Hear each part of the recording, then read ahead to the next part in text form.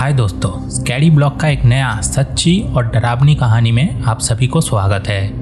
हम आपके लिए ऐसी खौफनाक और रहस्यमय कहानी लाते हैं जो आपके रातों की नींद छीन सकती है। आज हम जानेंगे ऐसे ही एक होटल के बारे में जो बाहर से जितना आलीशान और आकर्षक है, अंदर से उतना ही ज़्यादा रहस्यमय। इस होटल तक पहुंचने वाले पर्यटकों को अक्सर कोई गाड़ी छोड़ने ही नहीं आता है, लेकिन क्यों, ये तो कोई नहीं जानता।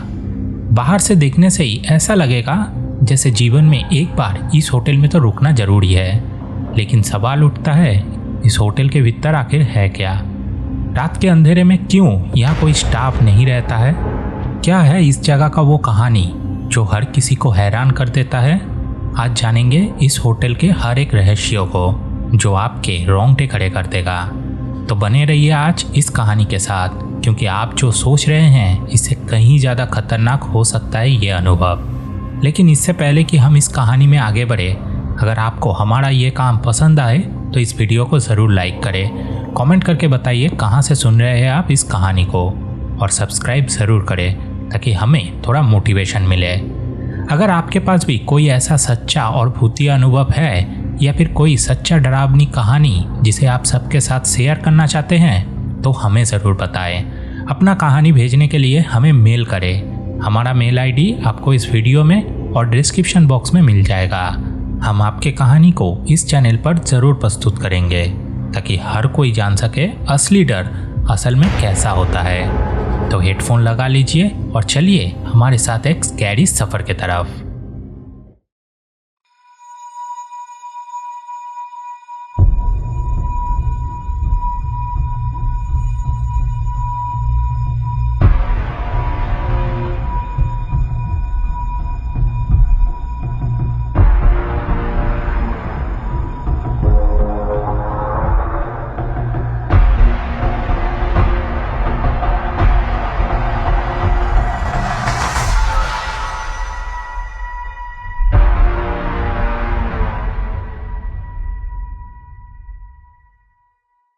ये कहानी किसी ने मुझे भेजा नहीं है, बल्कि मैंने इसे अपने एक दोस्त से सुना था, जिनका बड़ा भाई विक्रम भाई, उन्हीं के साथ ये घटना घटी थी।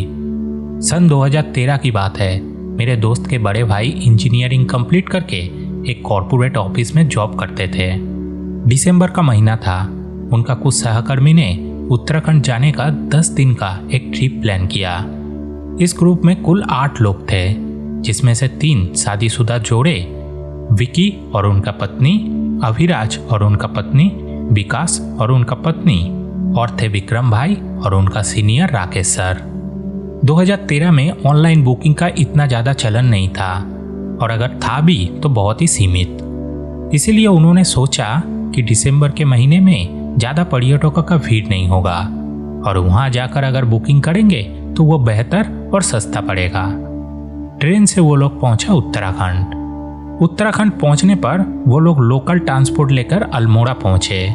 तब तक सुबह के 10 बज चुके थे। अब उन्हें होटल ढूंढना था। जिस गाड़ी से वो लोग अल्मोड़ा पहुंचे थे, उस ड्राइवर ने उन्हें कुछ होटल के बारे में सुझाव दिया, लेकिन कहीं भी एक साथ 4 कमरा मिल नहीं पा रहा था। उस समय अल्मोड़ा में बहुत ज़्यादा भीड़ था। एक ही होटल में 4 कमरा मिलना तब मुश्किल हो गया था।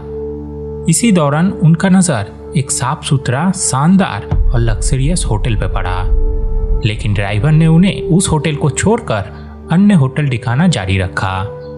जब उन्होंने उस होटल के बारे में ड्राइवर से पूछा तो उन्होंने वहां जाने से मना कर दिया, लेकिन फिर भी वो लोग जिज्ञासा के कारण होटल के अंदर पहुंच गए। जैसे ही उन्होंने होटल को देखा, सबका नज़र उस पर अटक गया। होटल 4 मंजिला था और काफ़ी साफ सुथरा दिख रहा था। वहाँ एक साथ उन लोगों को 4 कमरा भी मिला, लेकिन किराया थोड़ा ज़्यादा था। लेकिन होटल के ठाट बाट को देखकर वो रकम कम ही लग रहा था। इतना लंबा सफ़र तय करने के बाद सब कोई तब थक चुका था। कोई दूसरा होटल ढूंढने का ताकत तब उन लोगों में बचा ही नहीं था। इसीलिए उन लोगों ने थोड़ा ज़्यादा पैसा देकर वहीं 2 दिन ठहरने का निर्णय लिया। जैसे ही वो लोग अपने सामान को निकालने के लिए ड्राइवर के पास पहुंचा, ड्राइवर ने फिर से चेतावनी दी कि इस होटल में ना रहने का। लेकिन किसी ने भी तब उस बात को गंभीरता से नहीं लिया। सबने सोचा कि शायद ड्राइवर को इस होटल से कमीशन नहीं मिलता है, इसीलिए वो इस जगह को खराब बता रहा है। अब इस होटल के बारे में थोड़ा बता दूं। ये एक 4 मंजिला लग्जरियस होटल था। हर कमरा अच्छे से मेंटेन किया हुआ था। स्टाफ का बिहेवियर भी था बहुत ही शानदार। लेकिन एक तो बात थी, होटल में कोई अन्य पर्यटक नजर ही नहीं आ रहा था, या कम से कम उनके नज़र में तो तब नहीं आया। उनको 4 कमरे दिया गया, 2 कमरे दूसरी मंजिल पर और 2 कमरे तीसरी मंजिल पर। तीसरी मंजिल पर रूम नंबर 107 में विक्रम भाई और राकेश सर रुके थे और 106 में विकास और उनका पत्नी। बाकी 2 कपल दूसरे मंजिल के 2 कमरों में रुके थे। रूम के बाहर ही एक विशाल बड़ा सा टेरिस था, जहां से दूर दूर तक फैले पहाड़ों और फूलों का दृश्य साफ दिखाई देता था। हल्की ठंडी हवाएं और पहाड़ों का ये दृश्य मनमोहक लग रहा था। इसे देखकर सभी का मन खुश हो गया, मानो सभी तब तनाव भूलकर पहाड़ों के गोद में खो गए हो। सभी वहां बैठ के चाय और कुछ स्नैक्स मंगाने का फैसला लिया। उस समय स्मार्टफोन आम नहीं था। ग्रुप में केवल राकेश सर के पास ही एक आईफोन था। जैसे ही उन्होंने फोन निकाला, लड़कियां खुशी खुशी उनके पास आ चुकी। सभी ने पहाड़ों के पृष्ठभूमि में खूब फोटो खींचा और खूब हंसी मजाक हुआ। खाना आने के बाद सभी ने मिलकर गरम चाय और ताज़ा गरम चिकन पकोड़े खाए। हड्डियाँ चिबाकर कुछ ने पास के फूलों के पेड़ों पे फेंक दिया।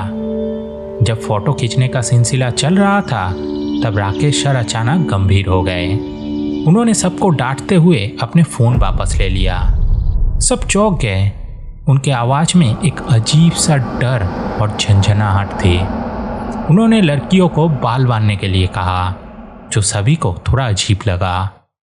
ऐसा लग रहा था कि राकेश सर कुछ महसूस कर रहा हो, जो बाकी किसी के भी समझ में तब नहीं आया। टेरिस पे बैठे बैठे दोपहर का समय हो चुका था और सभी अपने अपने कमरों पे लौट गया फ्रेश होने के लिए। राकेश सर और विक्रम भाई एक ही कमरे में ठहरे थे। राकेश सर ने विक्रम को पहले बाथरूम जाने के लिए कहा और वो टीवी चलाकर देखने लगे। विक्रम जैसे ही बाथरूम में गया, उसे एक अजीब सा एहसास हुआ। दीवारों पे पानी की बूंदें टपक रही थी, जैसे किसी ने हाल ही में इसमें नहाया हो, मगर कमरे में और कोई नहीं था। उसे ऐसा लगा जैसे किसी की सांसें उनके कंधों के पास महसूस हो रहा हो। उसे लगा जैसे उसके कानों में कोई फुसफुसा रहा हो, पर जब उसने मुड़कर देखा तो वहाँ सिर्फ सन्नाटा था। जल्दी जल्दी फ्रेश होकर वो बाहर निकले।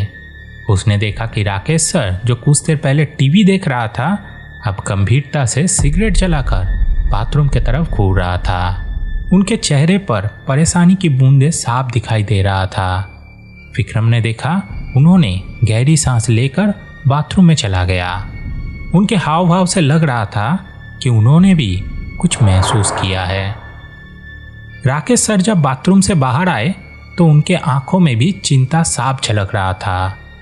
उन्होंने कहा, चलो बाहर खाना खाने चलते हैं। तब विक्रम ने याद दिला के कहा, होटल में ही तो खाने का इंतज़ाम है। तो राकेश सर ने बिना कुछ कहे बाहर जाने का जिद करने लगा। उनका चेहरा सफ़ेद पड़ चुका था और उनके आवाज़ में एक अजीब सा तनाव था। बाहर की ठंडी हल्की हवाओं में चलते हुए विक्रम ने देखा रूम नंबर 106, जहां विकास और उनका पत्नी ठहरे हुए थे। उनके आंखों में डर की एक गहरी छाया थी, जैसे उन्होंने कुछ बहुत ही डरावना देखा हो। दूसरी ओर होटल के दूसरे मंजिल पर ठहरा हुआ जोड़ी बिल्कुल सामान्य थे, जैसे उनके साथ कुछ भी असामान्य ना हुआ हो।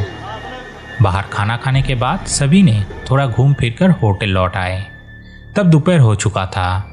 सभी थक कर सोने चले गए और कब शाम बीत गया किसी को पता ही नहीं चला। शाम को 6 बजे होटल में चाय पीते पीते विकास को अचानक पुराने जैकेट की याद आई, जो अब फटने की कागार पर थी। उसने सोचा, यहाँ तो सस्ता में जैकेट मिलता है, क्यों ना अभी यहाँ से ये खरीद लूँ। जैसा सोचा वैसा ही किया। उसने रात में नया जैकेट लेने का मन बनाया। रात को विकास, उसका पत्नी और विक्रम जैकेट खरीदने के लिए निकला, जबकि बाकी लोग राकेश सर के साथ रात के डिनर खरीदने के लिए निकल पड़ा। बाजार में विकास एक चमड़े की जैकेट खरीदा और उसके पत्नी ने एक ऊली स्वेटर।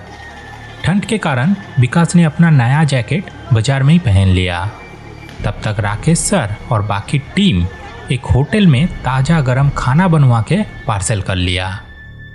जब वो होटल वापस लौटे तो देखा उनका फ्लोर के कॉरिडोर में अंधेरा बाकी फ्लोर के तुलना में बहुत ही गहरा और घना था। सब कोई खाना पीना और पार्टी करने के लिए कमरा नंबर 107 में पहुंचे, जहां विकास भाई और रमेश सर रहते हैं। वहां वो लोग कुछ देर बैठ के बातें किया। इस बीच विक्रम ने एक चीज़ नोटिस की। कमरा नंबर 104 और 105 में हाल ही में कुछ टूरिस्ट आए थे, जिसमें से एक दो को उसने देखा था। सर्दियों की हल्की रात थी। कमरों में हल्के हल्के हवाओं की सरसराहट सुनाई दे रही थी। हर कोई तब नेक्स्ट डे का घूमने का प्लान को अच्छे से समझ रहा था। अचानक बैल्कनी की तरफ से एक बिल्ली म्याऊ म्याऊ करके चिल्लाने लगा। उसके आवाज़ में कुछ ऐसा था जो दिल को थोड़ी देर के लिए थमा देती थी। कमरे में मौजूद लोगों ने एक दूसरे की तरफ देखा, मानो किसी अनजानी संकेत देने आया हो। रमेश सर ने धीरे धीरे उठकर बैल्कनी की तरफ बढ़ने लगे। हर कदम पर लकड़ी की फर्श हल्की हल्की चीखें निकाल रही थी, जैसे उसे भी इस माहौल का अंदाजा हो। उन्होंने बैल्कनी के दरवाजे को खोलते ही ठंडी हवा का एक झोंका उनके चेहरे पे पड़ा। बाहर बिल्ली जमीन पर बैठी थी, लेकिन हैरानी का बात थी कि वो घर के अंदर नहीं आई। हल्का ठंडक को महसूस करते हुए उन्होंने दरवाजे को फिर से बंद कर दिया और वापस आ गए। लेकिन बिल्ली का म्याऊ म्याऊ लगातार जारी रहा, मानो कोई संदेशा देने की कोशिश कर रहा हो। कुछ ही पलों में कमरे में एक अजीब तीखी बदबू फैलने लगी। ये कोई साधारण बदबू नहीं थी, ये वैसा बदबू थी जैसे सड़ा हुआ खाना छोड़ता है। सभी ने तुरंत टेबल पर रखा हुआ खाना देखा। चिकन कड़ी से गंदी बदबू आ रही थी। किसी ने हैरानी से कहा, यह तो हमारे सामने ताज़ा बनाया गया था। सभी ने अपने अपने नाक दबा ली और खाने को बारीकी से जांचने लगे। चिकन कड़ी पूरी तरह से सड़ चुका था, जैसे वो महीनों से पड़ा हुआ हो। पराठों से भी सड़ी हुई गंध आने लगी, यहाँ तक कि सलाद भी सड़ा हुआ महक छोड़ने लगा था। विक्रम ने चौंकते हुए कहा, यह कैसे हो सकता है? कमरे में एक अजीब सी सिहरन दौड़ गई थी। बाहर बिल्ली अभी भी लगातार चिल्ला रही थी। इस चीज़ को देखकर रमेश सर ने एक प्लेट पे थोड़ा सा पराठा और कुछ चिकन के टुकड़े उठाकर बैल्कनी के तरफ गए। उन्होंने धीरे से बैल्कनी के तरफ प्लेट को सरकाए, परंतु बिल्ली ने खाना को छुआ भी नहीं। उसके आंखें राकेश सर के ऊपर टिकी रही, जैसे वो कोई गहरी चेतावनी देना चाहता हो। राकेश सर ने दरवाज़ा बंद कर दिया। धीरे धीरे बदबू गायब होने लगी। कुछ देर बाद एकदम गायब हो गई। ये बहुत ही अजीब था। किसी ने फुसफुसाते हुए कहा, चल क्या रहा है यहाँ पे? खाना फिर से ताज़ा और खाने लायक लगने लगा। सभी हैरानी में थे। राकेश सर ने चुपचाप सबके प्लेट में खाना परोसा और खुद भी खाना लेकर खाने लगे। सबने तब खाना खाना शुरू कर दिया। साथ में चल रहा था दारू भी। तब बाहर से फिर उस बिल्ली की दर्दनाक चीखें सुनाई दी। तभी बाथरूम का नल अपने आप फटाक से खुल गया। पानी की तेज आवाज़ें कमरे में गूंजने लगी। विक्रम ने धीरे धीरे बाथरूम की तरफ अपने कदम बढ़ाए। बाथरूम में पहुंच के उसने देखा नल फुल फोर्स में खुला हुआ था, जैसे किसी ने उसे जानबूझकर खोला हो। उसने नल को बंद किया और वापस आए, मानो कुछ हुआ ही ना हो। किसी ने कहा, यह सिर्फ एक इत्तेफाक है। बाहर बिल्ली अभी भी चुपचाप ये सब देख रही थी, मानो उसके पास कोई राज हो जो सिर्फ वही जानती थी। विक्रम धीरे धीरे बेड पर आके बैठ गया। तब उसका नज़र अचानक बगल पे बैठा हुआ विकास पे पड़ा, जो खूब मजे में एक हाथ में चिकन और दूसरे हाथ में ग्लास लेकर बैठा हुआ था। तब विक्रम का नज़र उसके नए जैकेट पे पड़ा। पीठ पर 2 गहरे खरोंचने का निशान था, एक तरफ 3, दूसरे तरफ और 3। निशान गहरा और बहुत ही तेज था, जिसे किसी नोकीले चीज से खरोंचा गया हो। यह देखकर सबका हंसी रुक गई। यह असंभव लग रहा था, क्योंकि कुछ घंटे पहले ही यह जैकेट एकदम नया था, बिना किसी दाग धब्बों के। यह अचानक कैसे हुआ, विकास को इस बारे में पता तक नहीं चला। तब विकास ने हैरानी से अपने पीठ पर हाथ फहराया, लेकिन उसे कुछ भी महसूस नहीं हुआ। सभी दोस्त सख्ती में आ गए। एक अजीब सन्नाटा कमरे में फैल गई। सबने उस जैकेट को ध्यान से देखा, लेकिन उस पर ना तो पहले कोई खरोंचे थे और ना तो कोई निशान। ड्रिंक्स का दौर चल रहा था। सभी खामोशी में इस अजीब घटना पर विचार कर रहे थे। तब अचानक विक्रम ने देखा कि खरोंचे और गहरी और लंबी होती जा रही है। हर बीते आधे घंटे में एक नया निशान बढ़ रहा था, जैसे किसी अदृश्य शक्ति का खेल हो।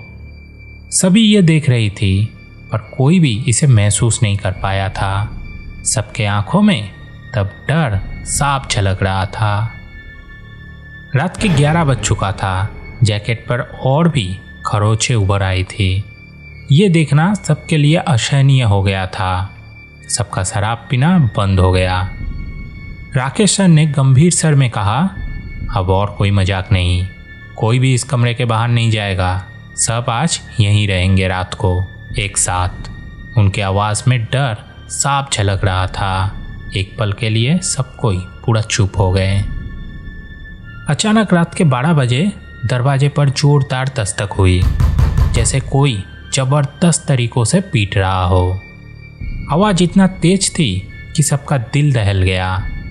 राकेश सर ने डरते हुए दरवाजे को खोला, लेकिन बाहर कोई नहीं था। तब कमरे में मौजूद हर एक शख्स सहम रह गया। फिर दस्तक और जोर से हुई, मानो कोई दरवाजा तोड़ने की कोशिश कर रहा हो। नशे में चूर वो लोग गालियां देने लगे। कमरे में 3 लड़कियां भी बैठी थी, जो डर के मारे कांपने लगे। उनके चेहरे का रंग उड़ चुका था। उन लोगों ने रोना शुरू कर दिया। सबने तब रिसेप्शन में बार बार कॉल किया, लेकिन कोई जवाब नहीं मिला। स्थिति और भी ज़्यादा भयानक हो गया जब सब ने मिलकर जोर जोर से मदद के लिए चिल्लाना शुरू किया, लेकिन नीचे से कोई ऊपर नहीं आया। ऐसा लगने लगा जैसे इस पूरे इमारत में सिर्फ वो लोग ही बचा हो। अब किसी का हिम्मत नहीं हो रहा था कि वो लोग सीढ़ियों से होकर नीचे जाएं। सबके मन में तब डर बैठ गया था। अगर कोई भी बाहर गया तो कुछ और भयानक उनका इंतज़ार कर रहा होगा। अब सबके मन में केवल एक ही विचार था, किसी भी तरह से इस जगह से निकलकर सुरक्षित अपने घर लौटना। कमरे में खामोशी और घबराहट का माहौल था। खामोशी धीरे धीरे और भी गहरी होती जा रही थी। रात को ठीक 2 बजे जब घड़ी की सुइयां 2 पर मिली, तब एक अजीब सी हरकत शुरू हुई। अचानक एक जोरदार धम धम की आवाज़ आई, जैसे किसी ने भारी हाथों से दरवाज़ा पीट दिया हो। तब सबके चेहरों पर डर की लकीरें खिंच गई। लेकिन जब यह आवाज़ बार बार आई तो लड़कियां चिल्लाने लगे। उसी समय बाथरूम में और भी अजीब चीज़ होने लगा।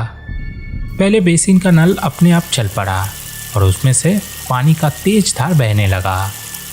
सब हैरानी से एक दूसरे को देखने लगा। तभी कमोड में पानी अचानक फ्लश हुआ और अपने आप रुक गया। कमरों में और भी खामोशी छा गई। हर कोई सोच में पड़ गया कि आखिर ये सब कुछ हो क्या रहा है।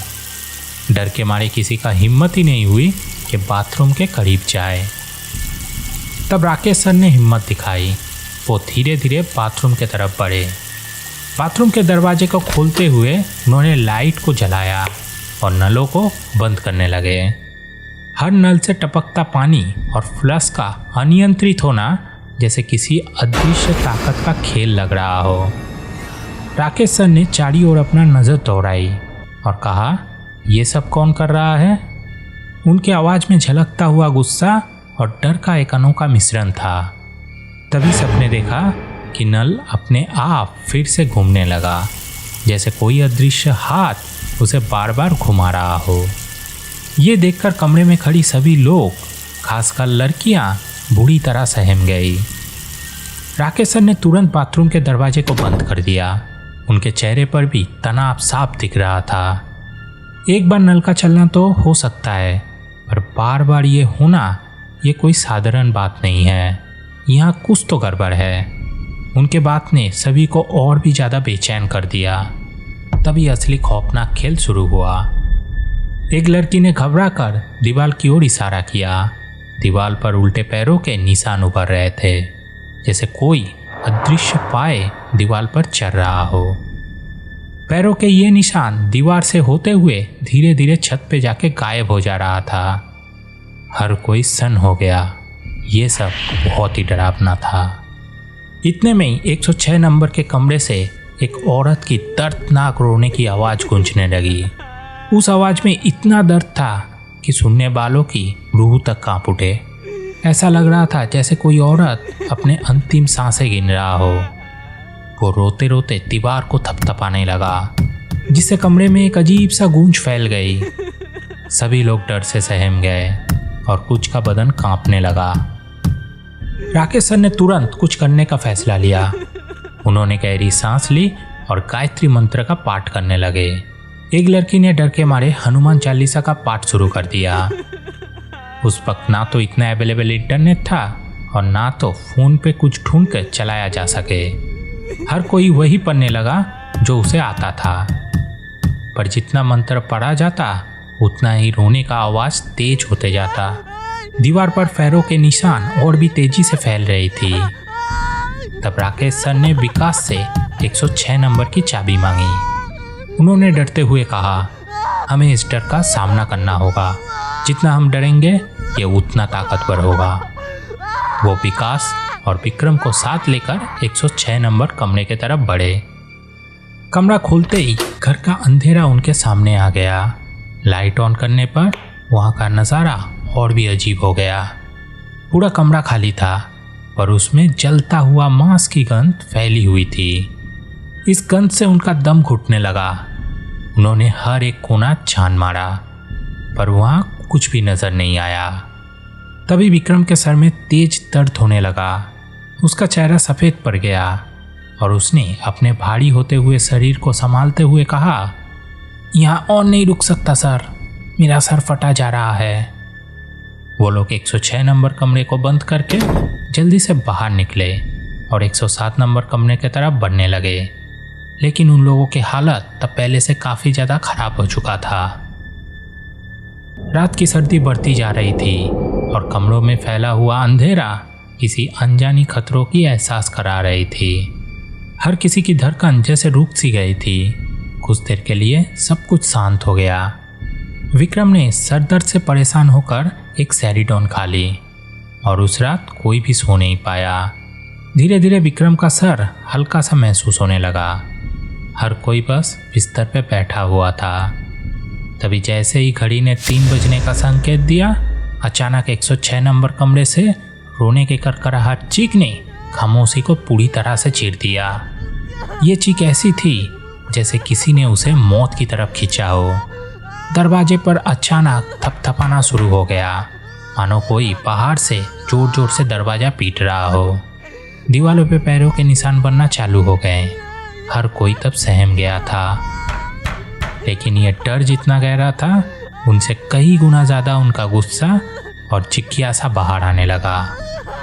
राकेश सर, विक्रम और विकास तीनों लोग धीरे धीरे फिर 106 नंबर कमरे की ओर बढ़े। उनके हर कदम जैसे बर्फ की तरह ठंडा हो गया था।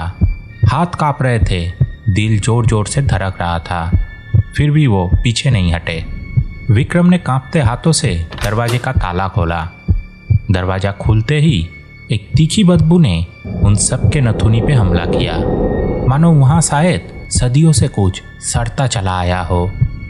राकेश सर ने तुरंत अपने मोबाइल के टॉर्च को जलाया और जैसे ही रोशनी कमरे की तरफ घुमा के फैला, दृश्य ने उन सब के आत्मा को हिला डाला। कमरे में बिस्तर पर एक लड़की बैठी थी, अपने घुटनों में सर छुपा के। उनका लंबे कल्ली बाल जल चुका था और शरीर पर जला हुआ निशान था। वो धीरे धीरे रो रही थी। उसके सिसकियां कमरों की दीवारों से टकराकर वापस आ रही थी। उसकी तेज सांसों की सरसराहट भयानक खामोशी में गूंज रही थी। कोई भी उनके सामने जाने का हिम्मत नहीं कर पाया। उसके सिसकियों में एक अजीब सा दर्द छुपा था जो वहां मौजूद हर किसी को चुभने लगा। तभी उन्होंने अपने सर को उठाया। उनकी आंखें लाल थी, जैसे खून से भरा हो। लाल आंखों से वो सबको घूरने लगा। विक्रम के दिल में तब जैसे कोई कील चुभा दिया हो। सभी का चेहरा सफ़ेद पड़ चुका था। ऐसा लगा जैसे वक्त थम गया हो। शरीर पूरा बर्फ की तरह जम चुका था। किसी ने सोचा भी नहीं था उन्हें ऐसा स्थिति का सामना करना पड़ेगा। विक्रम ने तुरंत दरवाज़ा बंद करने की कोशिश करी, लेकिन डर के कारण उनका हाथ बेकार हो गया। सब 107 नंबर कमरे की तरफ भागे और अंदर पहुंचते ही दरवाजे को बंद कर दिया। कमरे में तब घबराहट का माहौल था। सबका दिल जोर जोर से धड़क रहा था। कोई भी कुछ बोल नहीं पाया। विकास ने कांपते हुए हाथों से पानी के बोतल को उठाया, लेकिन तभी उनका बोतल हाथ से छूट गया। घड़ी में 3:30 बज चुका था। विकास ने कांपते आवाज में कहा, 106 नंबर दरवाजे को तो खुला ही छोड़ दिया। कमरे में हम लोगों का सामान है। राकेश सर ने तब डरते हुए कहा, अभी जाना ठीक नहीं होगा। कुछ नहीं होगा सामान का। सुबह तक हमें इंतज़ार करना होगा। कोई विकल्प नहीं था तब उन लोगों के पास।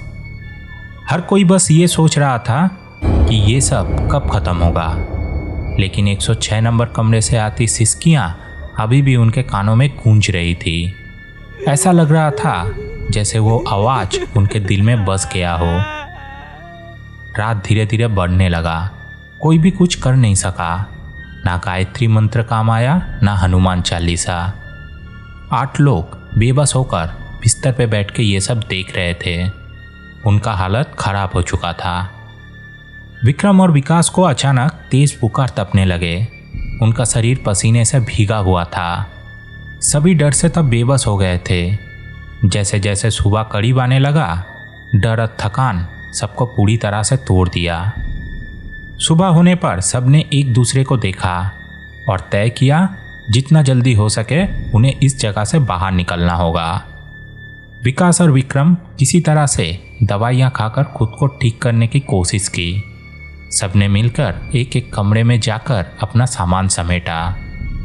तभी 106 नंबर कमरे के पास से गुजरते हुए उन लोगों ने देखा 104 और 105 नंबर रूम जहां रात को टूरिस्ट थे, अभी उनके कमरे पे ताला लगा हुआ है।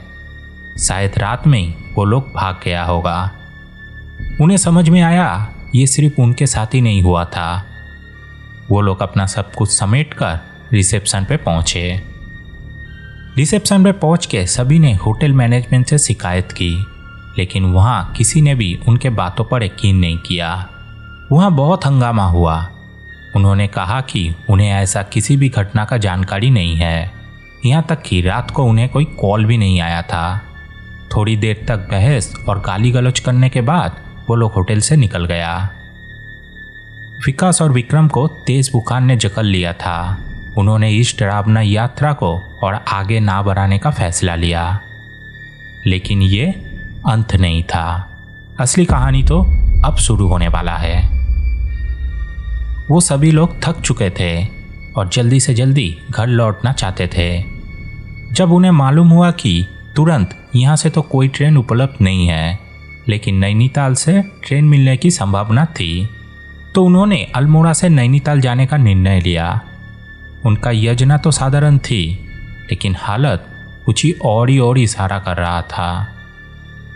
अल्मोड़ा पर एक टूरिस्ट कार में 8 लोग आराम से सफ़र कर सकते थे विथ लगेज। तब उन लोगों ने अपने चिंता को पीछे छोड़ते हुए कार खोजने पे लग गए, लेकिन हर ड्राइवर के साथ समस्या खड़ी हो रही थी।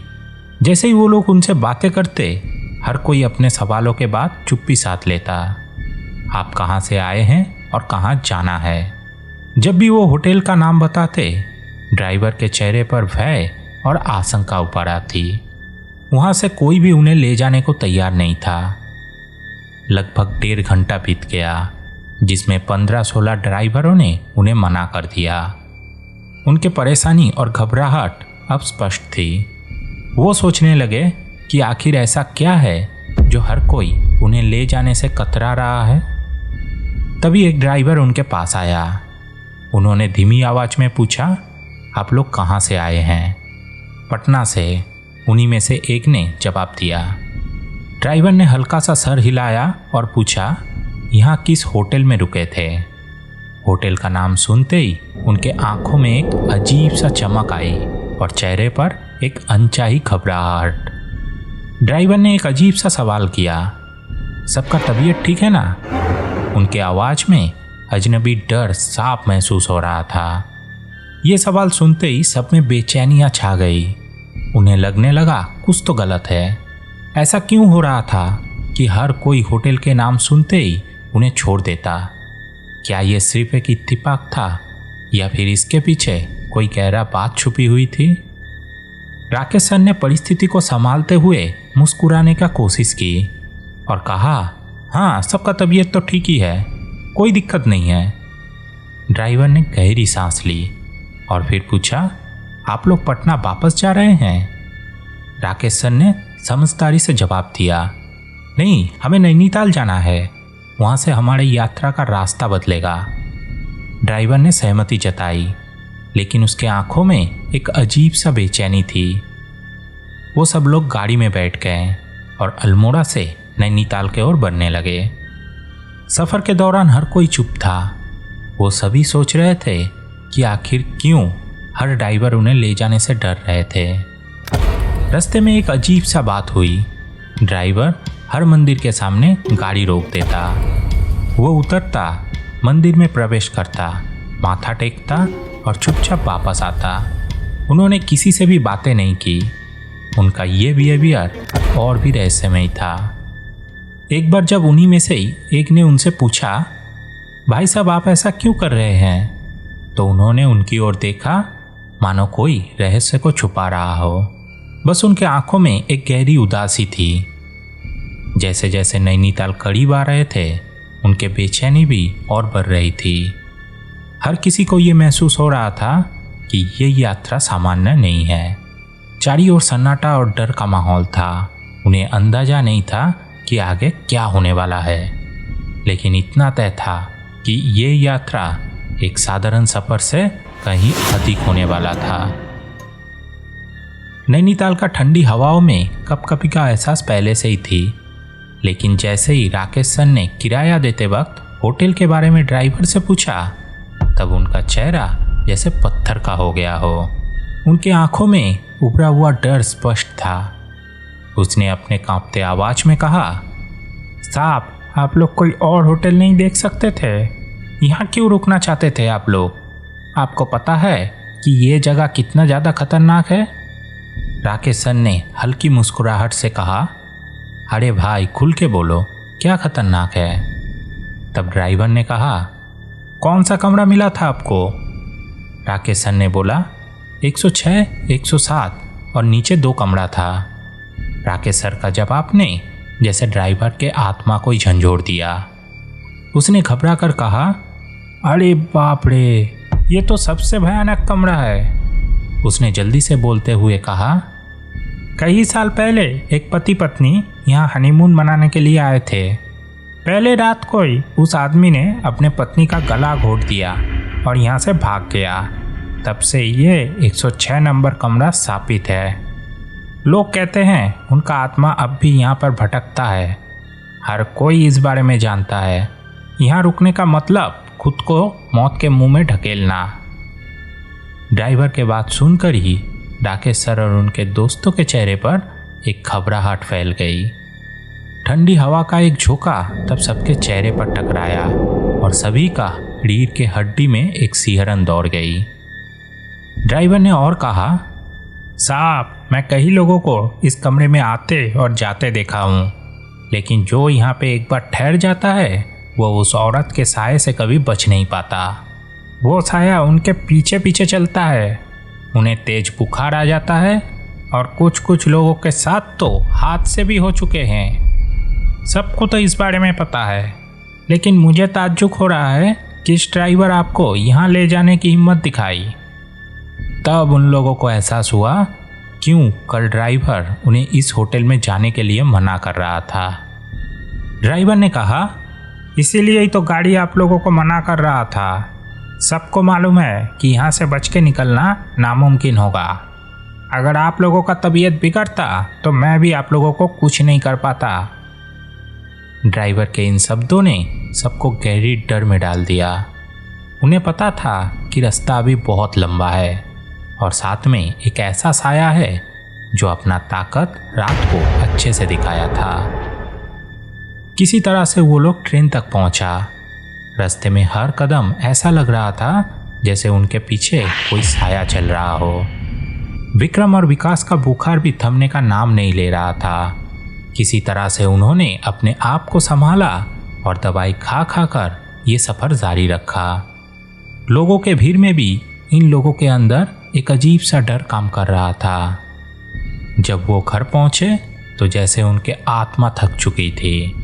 तब शरीर में और जान नहीं बचा था विक्रम और विकास का। घर पे लौट के वो दोनों चुपचाप हो गए।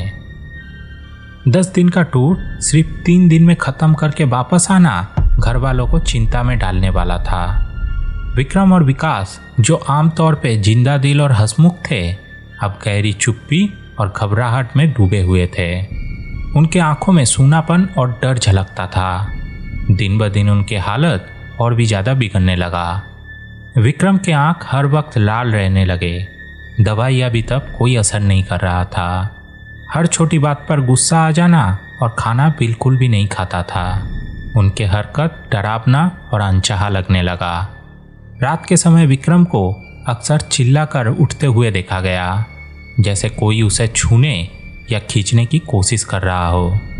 घर वालों ने उसके चीखे तक सुना, पर जब तक उसके पास पहुंचता वो पूरी तरह से पसीनों से तरबतर रहता। उनके माँ भी जब ये सब देखा तो वो भयभीत हो गए। आखिरकार राकेश सर ने गहराई से इस मामले को समझने की कोशिश की। वो पुराने आध्यात्मिक और धार्मिक मान्यता पे भरोसा रखते थे।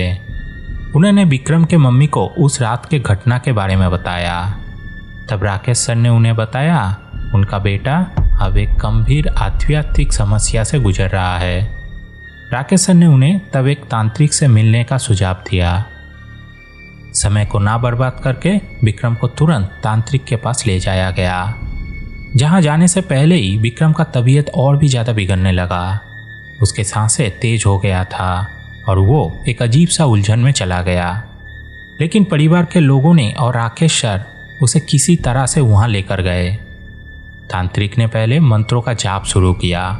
कुछ देर बाद तांत्रिक ने आंखें बंद करके विक्रम की ओर देखा और उसके माँ को बताया उसके ऊपर एक प्रेत का साया है। तांत्रिक ने बताया ये सब कुछ एक होटल में शुरू हुआ था, जहां उन्होंने चारों तरफ चिकन के हड्डियों को फेंका था। शराब के नशे में किया था खूब गाली गलौज। दुर्भाग्यवश उस दिन घोर अमावस थी और उस हरकत से वहाँ एक प्रेत का अपमान हुआ था। प्रेत ने इनका बेहुदा हरकतों को सहन नहीं किया और विकास और विक्रम के ऊपर अपना छाया छोड़ दी। अब इसे ठीक करने के लिए 21 दिनों का एक विशेष आध्यात्मिक अनुष्ठान करना होगा। अनुष्ठान के दौरान विक्रम के साथ बहुत ही अजीबोगरीब घटना हुई। कभी कभी वो तेज चिल्लाता, कभी उसके आंखों में गहरी गुस्से का चमक होती, कभी कभी वो पूरी तरह से बेसुध होकर गिर पड़ता। तांत्रिक ने उसे यंत्र और मंत्र के मदद से बांध के रखा। इन 21 दिनों में विक्रम के आत्मा को शुद्धि किया गया और धीरे धीरे वो ठीक होने लगे। विकास को भी इस साए का थोड़ा असर था, पर वो विक्रम जितना प्रभावित नहीं हुआ था। इलाज पूरा होते ही विक्रम पूरी तरह से बदल गया। अब वो गहरे आध्यात्मिक विषय में रुचि रखने लगे। भूत प्रेत और आत्माओं के विषय में उनका अब जिज्ञासा बढ़ने लगा था। राकेश सर जो खुद भी एक गहरे आध्यात्मिक व्यक्ति थे, उन दोनों ने अपने खाली समय में इन सब विषय में अध्ययन करना शुरू किया। दोनों ने कई लोगों की रहस्यमयी घटनाओं और डरावने अनुभवों को सुना और उनका मदद की, खासकर ऐसे समय में जब लोग इन बातों पर यकीन ही नहीं करते। विक्रम और राकेशन ने दूसरों को साहस दी कि वो अपने डरावने परछाइयों का सामना करें, हर अंधेरे में छुपे सच्चाई को ढूंढे, क्योंकि हर घना अंधेरा अलौकिक शक्ति नहीं होता है। दोस्तों, इस चैनल पर हम जो हादसाएं सुनाते हैं वो कभी सिर्फ एक साधारण कहानी नहीं होते। कभी कभी ये हमारे दिलों में बसा हुआ डर और डरावना अनुभवों से जुड़ा होता है। अगर आपको लगता है कि हम जो कहानियाँ सुनाते हैं वो सिर्फ केवल एक काल्पनिक घटना होता है, तो असल में ये उन सच्ची घटनाओं पर आधारित होता है जिसमें से कुछ आपके दिल के धड़कनों को बढ़ा सकता है। सच्ची घटना आपको कभी डराएगा नहीं, ये सिर्फ आपको डर का एहसास कराएगा। अगर आप लोग चाहे तो मैं विक्रम भाई से बात करके आपके सामने और भी ऐसे किस्से ला सकता हूँ जो सच्ची घटनाओं पर आधारित है। ये वो किस्से हैं जिसे सुनने के बाद शायद डर का एहसास आपको भी फील होगा। इन कहानियों में हर सब सच के इतना करीब है कि आप महसूस करेंगे जैसे ये सब आपके साथ ही हो रहा हो। इसलिए अगर आप भी ऐसी डरावनी और सच्ची घटनाओं के बारे में जानना चाहते हैं तो हमें नीचे कमेंट करके बताएं विक्रम भाई और राकेश सर के स्टोरी के बारे में। आपके प्रतिक्रिया ही इस यात्रा को और रोमांचक बनाएगा। मैं पूरी कोशिश करूंगा कि विक्रम भाई के ज़रिए आपको और भी सच्चा किस्सा सुनाऊं, ताकि हम सभी अंदर छुपे उस डर तक पहुंच सके। अगर आपके पास भी ऐसा कोई सच्ची और भूतिया अनुभव है या फिर कोई ऐसी सच्ची डरावनी कहानी जिसे आप सभी के साथ शेयर करना चाहते हैं तो हमें ज़रूर बताएं। आपकी कहानी भेजने के लिए हमें मेल करें। हमारी मेल आईडी आपको इस वीडियो में और इस वीडियो के डिस्क्रिप्शन बॉक्स में मिल जाएगा। हम आपके कहानी को इस चैनल पर ज़रूर प्रस्तुत करेंगे ताकि हर कोई डर का एहसास कर सके। अगर आपको ये कहानी पसंद आए तो वीडियो को ज़रूर लाइक करें, कमेंट करके बताइए कहाँ से सुन रहे हैं आप इस कहानी को, और सब्सक्राइब ज़रूर करें ताकि हमें थोड़ा मोटिवेशन मिले और कहानी लाने के लिए। तो आज के लिए इतना ही, फिर मिलेंगे और एक सच्ची घटना के साथ। तब तक के लिए good bye, thanks for watching.